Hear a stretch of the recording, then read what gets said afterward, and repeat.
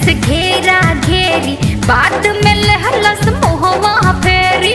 पहले उ कैलस घेरा घेरी, बाद में लहलस मोहवा फेरी।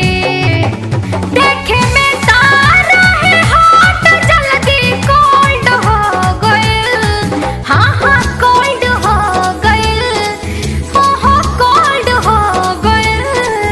एको बार खेल न पलस बलमुआ बोल्ड हो गइल, एको बार खेल न पलस बलमुआ बोल्ड हो गइल, एको बार खेल न पलस बलमुआ बोल्ड हो गइल।